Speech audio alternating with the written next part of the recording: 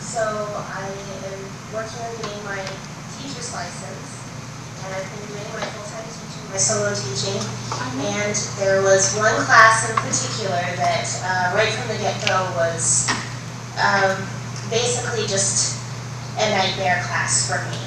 And I had taken all these pedagogy classes, and the program I'm in, we've worked on creating positive behavior support plans and RTI pyramids and problem-solving protocols, all these things. And I had 3 other classes that I was using all this stuff that I learned in school, and it was working beautifully for these classes. Even though I had challenging students in these classes too, it was working really well. But then I would take the same methods that I was using in these classes and try and use those methods with my problem class, and everything was just feeling miserable. Every day, it was just a nightmare. Nothing would work. And so, to give a couple examples of some of the students some of the things that would happen in this class, I had one student who would sit in the back, and she would get talking to all of the people around her about how we didn't have to do what she says, and she's not a real teacher, and we don't have to listen to her, we don't have to do anything. Which just everybody back there then in the back of the room just got to the point where nobody took me seriously as a teacher. Of some of the students some of the things that would happen in this class, I had one student who would sit in the back, and she would get talking to all of the people around her about how we didn't have to do what she says, and she's not a real teacher, and we don't have to listen to her, we don't have to do anything. Which just everybody back there then in the back of the room just got to the point where nobody took me seriously as a teacher at all. And I had another student, 2 students actually, that would have a habit of just blurting things out loudly, random things that had nothing to do with what we were learning about in the middle of my instruction.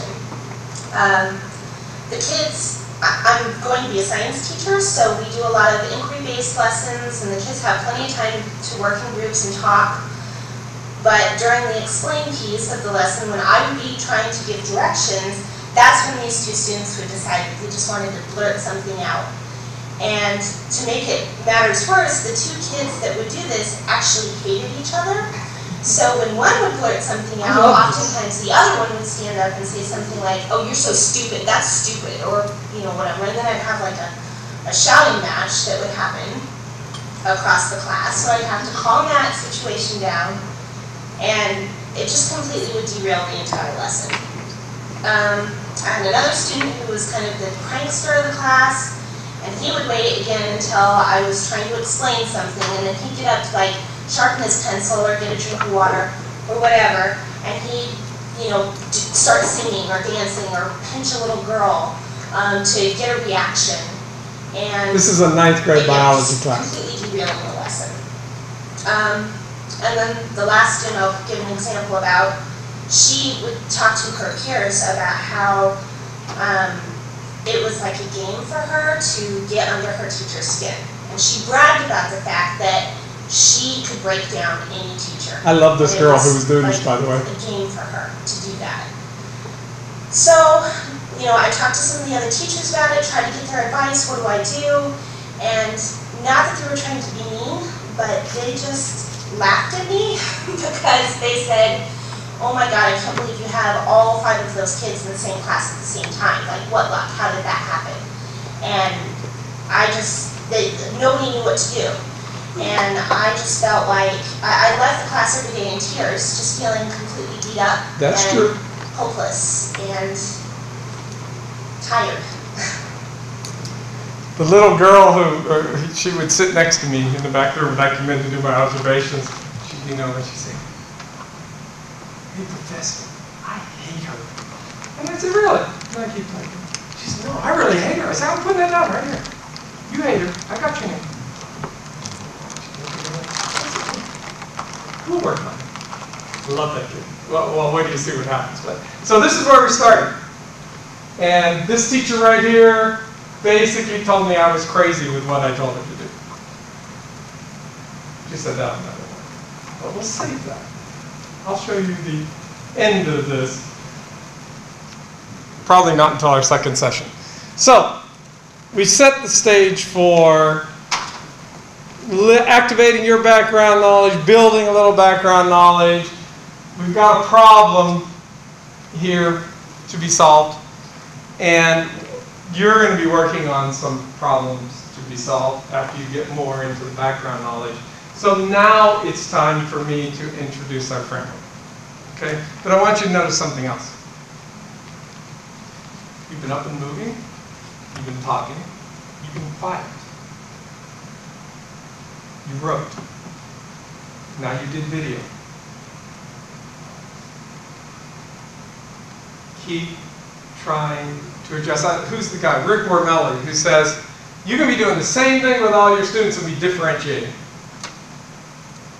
Try to get my teachers to understand that. Because maybe I hate talking, and I hate getting up in that group, but you gave me time to be by myself and think and do a little writing.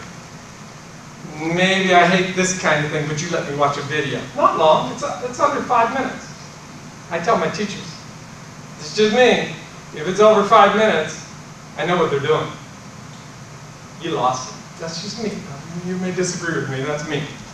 And there's probably a lot of reasons to disagree with me, but that's me. So I don't do videos that are over 5 minutes. So, next. Remember that group of 6 you're in, you're going to have some work to do. I'm just going to do a little thing here to introduce our framework. I take no credit for this, my partner created it. So here's how we introduce it. Maybe I hate this kind of thing, but you let me watch a video. Not long, it's under 5 minutes. I tell my teachers, it's just me. If it's over 5 minutes, I know what they're doing. You lost it. That's just me. You may disagree with me, that's me. And there's probably a lot of reasons to disagree with me, but that's me. So I don't do videos that are over 5 minutes. So, next. Remember that group of 6 you're in, you're going to have some work to do. I'm just going to do a little thing here to introduce our framework. I take no credit for this, my partner created it. So here's how we introduce it. These are the 6 C's.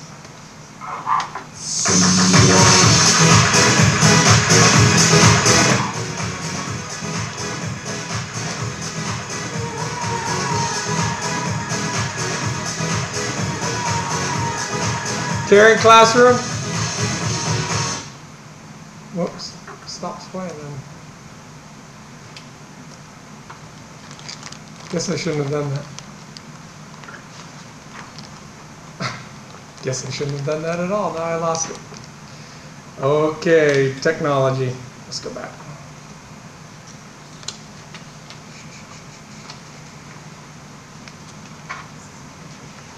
Not to waste your time, I'm going to go over them. We got a cute little video. We'll just go over them for you, because you're going to be doing this in a minute. Caring classroom community is bottom line. However long it takes you to establish that, however long it takes kids to believe that you honor and respect them, that you honor and respect who they are, where they come from, what funds of knowledge they bring to the classroom. It's critical. I don't care how long it takes. And it should be an ongoing process throughout the year, right? You know those teachers who do it for the first week and say, oh, I'm done. Caring classroom community is one of our C's. The next one, which is right with it, because you have teachers who say, well, that's all fluff. I don't have time for this caring stuff. The second one of our C's, and it is second for a reason, is challenge. You have to challenge kids. But there's research about that challenge. You just don't throw that up on a PowerPoint and say, oh, I challenge my kids. Csikszentmihalyi is the guy who did all the work on challenge and flow, and it's a skills challenge match. Because if the challenge is too great, if I took you to Colorado with me, where I'm from, and you never skied before, and I took you up on a double black diamond slope, am I challenging you? Yeah, I know what you're going to do. The ski patrol is going to get you, or a helicopter, because there's no way I can do a double black diamond. Maybe some of you ski. I mean, we're talking straight down and I just plop you there. Did I challenge you? Yeah. Beyond your skills? For many of us, yes. And it's total shutdown now. You lost the person. The challenge has to be just beyond your skill level, pushing you a little, not way out of the level. So when people say challenge your students, hopefully they know what they're talking about. You can challenge anybody, and they can shut down totally. Okay? Choice. Students have to have choice. They have to. And I'm talking about, when my partner and I are talking about this, we're not talking about every day. We're talking about in a unit, though. 2-3 day unit, 4 unit, whatever. The next C. Checking in and checking out, which everybody talks about as assessment. Are you checking in with students? Are you helping them check out? And I saw this great little thing. One of my students emailed me last night. I was in the hotel room, and she said, McDermott, you got to watch this video. You're going to love it. And it's a guy addressing all these intellectuals. He's from England. He does his work on creativity. And to make a long story short, this is the checking in and checking out piece. Kids are real creative when they're little and they'll take chances. He gives all these examples of little kids. They'll try anything. Why do they stop? Because they're told they're wrong. You did it wrong. Something wrong. Get that test with the first grade teacher. And I get it back and it's got check marks all over it. Whoa. They start to learn, we don't take risk. I got to get it right. And his point is, trying to get it right kills creativity because you teach kids. I heard the woman downstairs talking about this in the opening session. You're teaching kids it's not okay to fail.